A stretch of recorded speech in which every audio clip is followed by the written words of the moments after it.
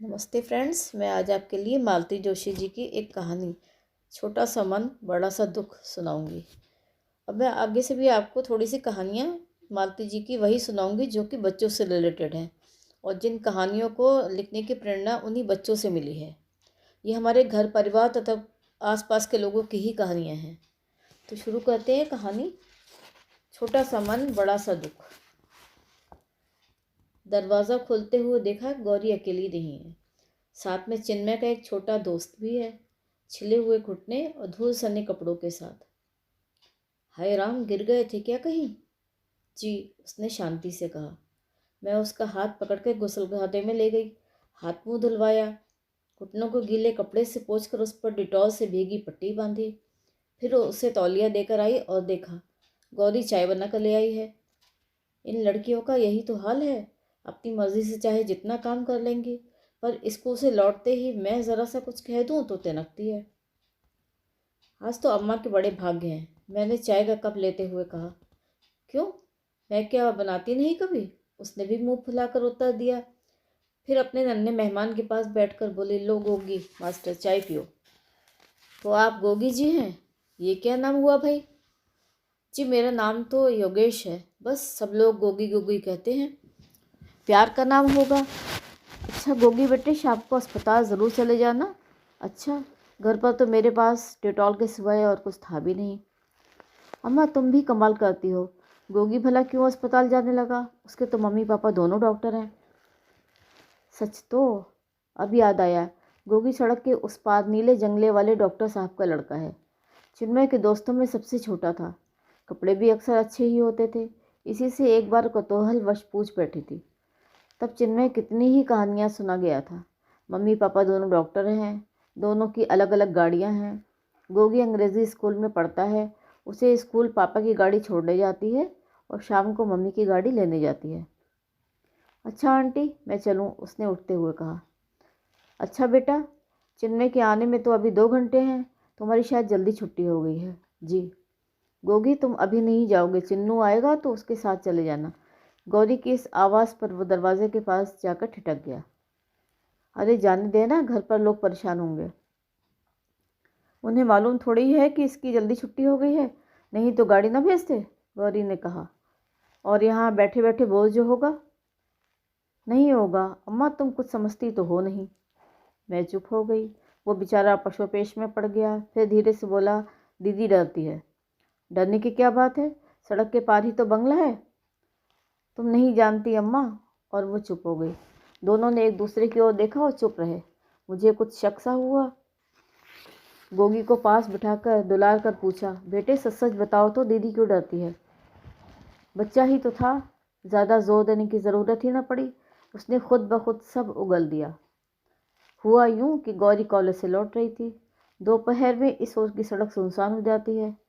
आज खन्ना साहब की नमिता भी उसके साथ नहीं थी। एक लड़का लगातार उसके पीछे चल रहा था, सीटियाँ बजाता हुआ, साइकिल के करतब दिखाता।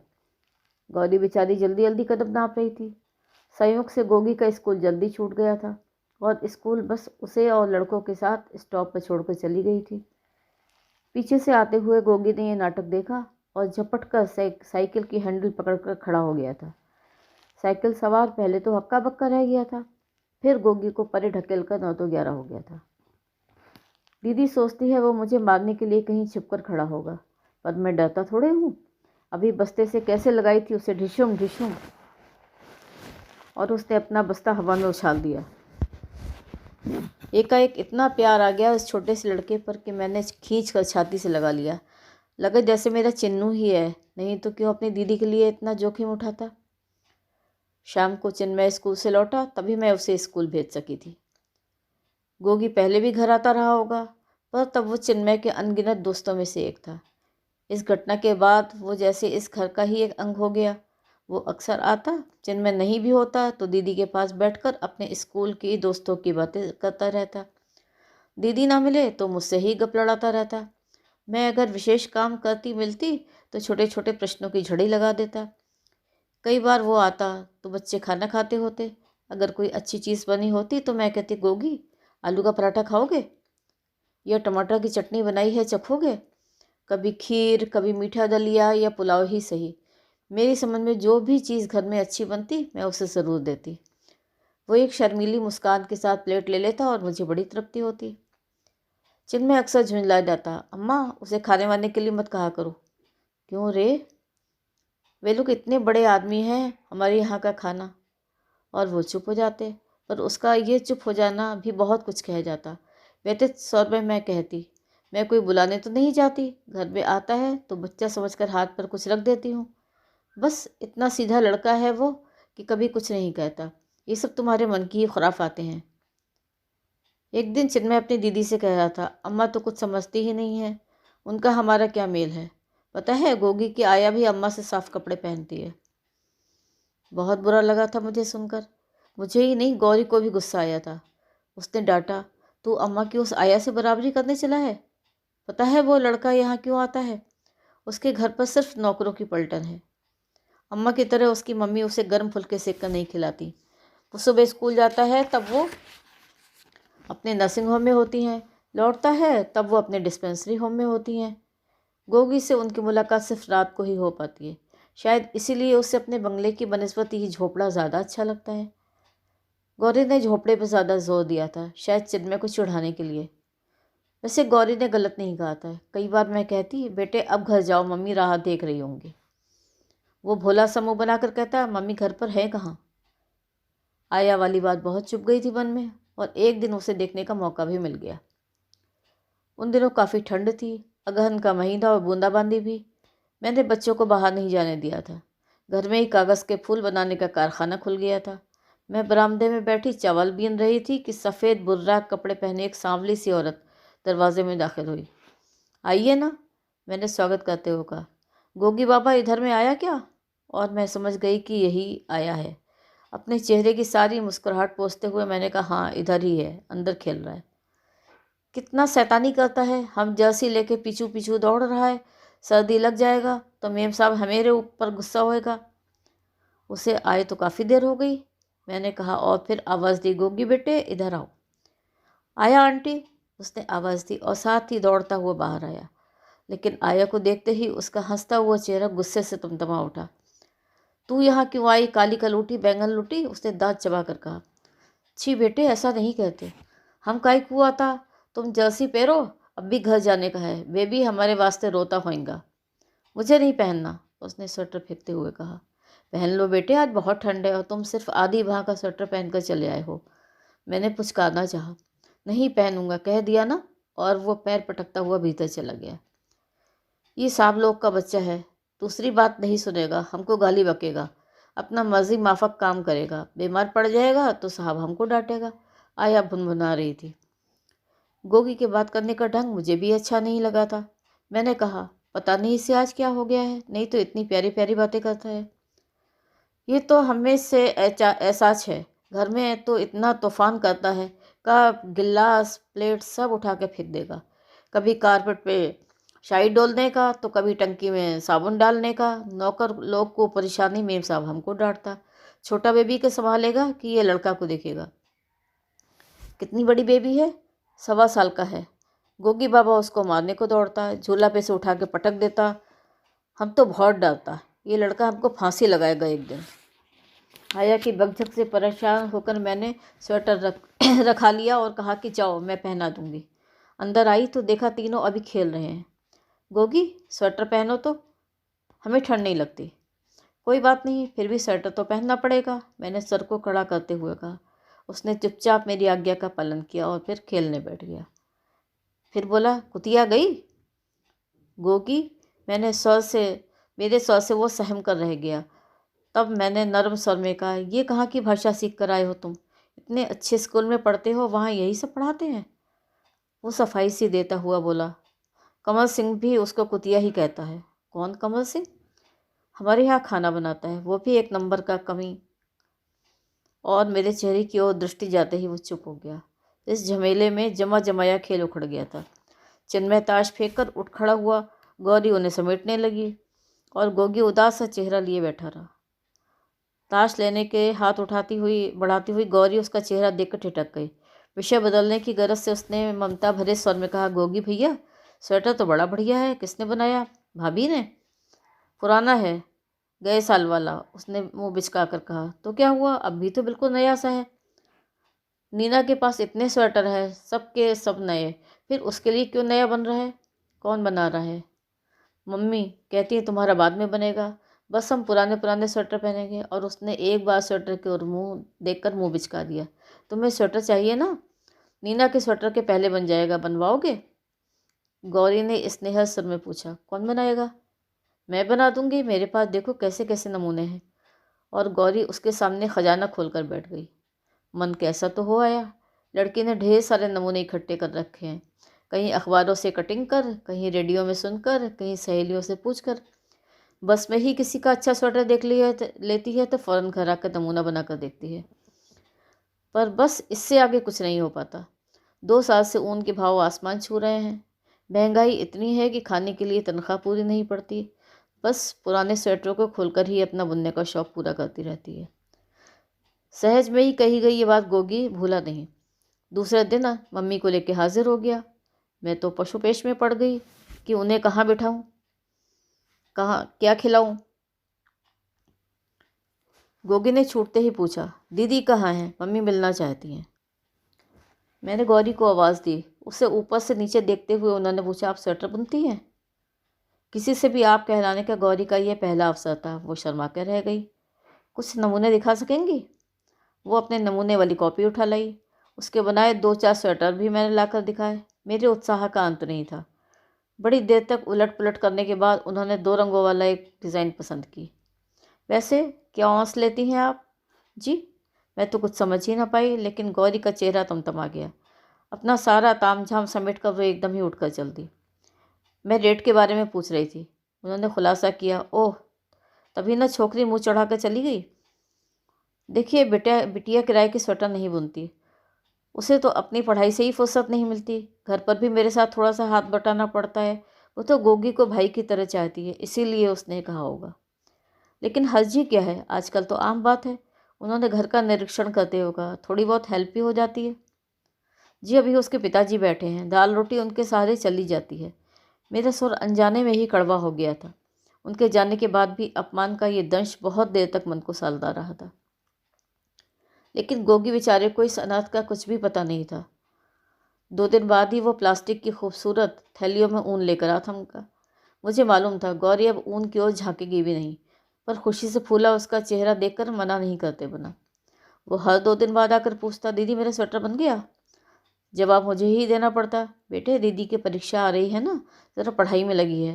परीक्षा हो जाए फिर देखना, बस शुरू करने भर की देर है। वैसे गौरी ने मुझसे साफ साफ कह दिया था, अम्मा तुमने ऊन रखवाई है, तुम ही बुन कर देना। वो और चिन्मय दोनों गोगी से बहुत ही रूखी तरह पेश आते थे। बस मेरा डर था, नहीं तो शायद दुत्कार ही देते। अपमान की कचोट तो मैंने भी अनुभव की थी, पर ठंडे दिमाग से सोचने का यही मन में आया था कि गोगी की मम्मी का क्या दोष था। समझ में तो उन्होंने ठीक ही कहा था, लेकिन बच्चों को कौन समझाए। बड़े दिन की छुट्टियां चल रही थी। बच्चे घर पर कैरम की बाजी जमा कर बैठे थे। मैं आंगन में धूप में बैठी मटर की फलियां छील रही थी। एकाएक उन लोगों ने बोर्ड उठा कर रख दिया और दोनों अपनी अपनी किताबें लेकर बैठ गए। समझ गई कि अनचाहे अतिथि को बहकाने के ये तरीके हैं। ये अनचाहा आगंतुक और कोई नहीं, गोगी ही था। दोनों को पढ़ते देखकर वो सीधा मेरे पास आकर बैठ गया और फलियां छिलवाने लगा। साथ में उसकी प्यारी प्यारी बातें भी चल रही थी। बीच ही में अपनी बात रोककर बोला, आप फलियों के छिलके डलिया में क्यों डाल रही हैं? क्या इनकी भी सब्जी बनेगी? ना बेटे, पड़ोस में पंडित जी की गाय है ना, उसे खिलाएंगे।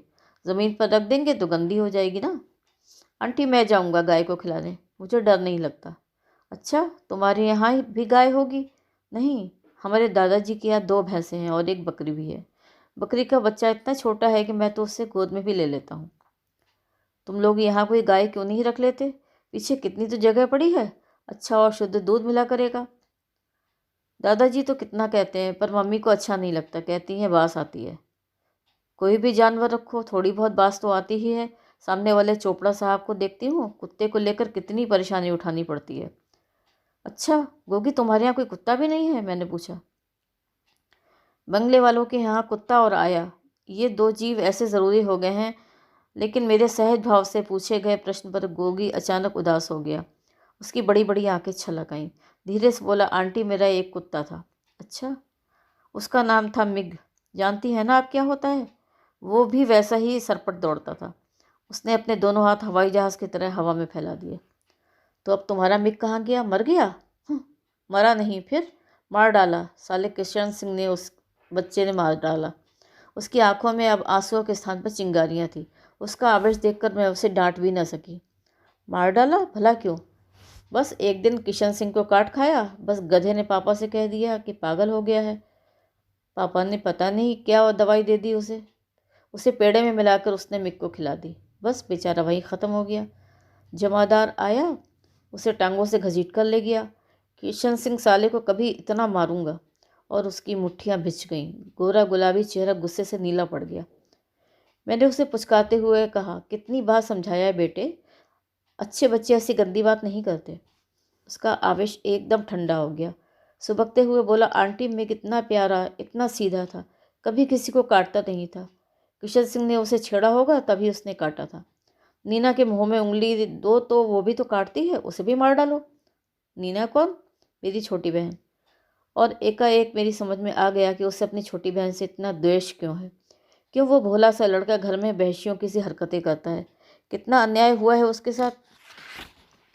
कितनी बड़ी गलतफहमी में डूबा वो आसपास के वातावरण को, व्यक्तियों को कोस रहा है। अब और मटर छीलना मुझसे नहीं हो सका। उसे गोद में भरकर मैंने कहा, गोगी अभी तुमने कहा था ना मिग किसी को काटता नहीं था, बहुत सीधा था। जी। उसके काटने पर किशन सिंह को इंजेक्शन लगे थे ना? जी। तो इसका मतलब है कि वो पागल हो गया था। अच्छे कुत्ते तो कभी कभी पागल हो जाते हैं। तुम्हारे पापा तो डॉक्टर हैं, वे तो ज़्यादा जानते हैं हमसे। जानते हो, पागल कुत्ते का काटा आदमी भी पागल हो जाता है। तो उसे बांध कर रख देते, मार डालने की क्या ज़रूरत थी? उसकी आंखों में अब भी अविश्वास था, तिरस्कार था। गोगी तुमने कभी पागल कुत्ते को देखा है? नहीं तो। हाय, इतनी बुरी दशा हो जाती है, प्यास से तड़प तड़प कर रह जाते हैं, पर पानी के पास जाते ही डर से चीख कर दूर भागते हैं। इतनी बड़ी जीभ निकल आती है काली काली सी, सारे बाल झड़ जाते हैं। आवाज़ इतनी भयानक हो जाती है, सुनकर लगता है कोई गले पर छुरी चला रहा हो। गोगी सिहर उठा, बड़ी बड़ी आंखें मुझ पर गड़ाकर बोला, आंटी आपने कभी ऐसा कुत्ता देखा है? हाँ हाँ, मेरे पास ही एक कुत्ता था, सफ़ेद झबरे वालों वाला। क्या नाम था उसका? भोलू। वो भी अचानक पागल हो गया था। तब भी सबने सलाह दी कि इसे जहर दे दो, पर मैं ही राज़ी नहीं हुई। पर बाद में उसका तड़पना छटपटाना देख कर लगा, इससे तो इसे मार डालते तो ठीक था। उसकी चीखों से कान फट जाते थे, पर कुछ करते भी नहीं थे बनता था, क्योंकि पास जाते भी डर लगता था। फिर क्या, पड़ोस में एक थानेदार साहब रहते थे, उनके पास गए, उन्होंने गोली से उसे मार डाला। तब जाकर उसके कष्टों का अंत हुआ। मैंने तो तब से कसम खा ली कि अब घर में कभी कुत्ता नहीं पालूंगी। बाद में बहुत दुख होता है। थोड़ी देर आंगन में चुप्पी सी छाई रही। फिर वो धीरे से बोला, आंटी आपको भोलू की याद आती है? बहुत आती है। मुझे भी अपना मिग बहुत याद आता है। वो धीरे से उठकर कब चला गया पता ही न चला। मैं वहीं उदास बनी बैठी रही। गौरी पास आई तो चौंकी। ये कौन से भोलू की बात सुना रही थी अम्मा तुम? हमें तो याद ही नहीं आता। याद आएगा कहाँ से, मैंने कभी कोई कुत्ता पाला ही नहीं। वो तो यूं ही उसे बहला रही थी। झूठ मत बोलो अम्मा, तुम्हारे झरझर आंसू गिर रहे थे, चिन्नू ने जैसे चोरी पकड़ते हुए कहा। सच? मैंने अपनी आंखें छुई, सचमुच गीली थी। सच कहूँ बेटा, लड़के पर दया सी आ गई थी। इतना छोटा सा है, इतना दुख और इतना बड़ा दुख मन में छिपाए बैठा है। भला उसकी उम्र है इतना सब झेलने की? एक तो उसकी नज़रों के सामने ये सब कांड करने की ज़रूरत ही नहीं थी, और अब घर में किसी को फुर्सत नहीं कि कोई दो घड़ी पास बैठकर उसे प्यार से समझाए। बच्चे भी मेरी तरह उदास हो गए थे। रात गौरी ने पूछा, अम्मा वो ऊन कहाँ रख दी तुमने? स्वेटर शुरू कर दूँ? नहीं तो ठंड यूं ही बीत जाएगी। तो ये थी आज की कहानी, छोटा सा मन बड़ा सा दुख। कहानी सुनने के लिए बहुत बहुत धन्यवाद।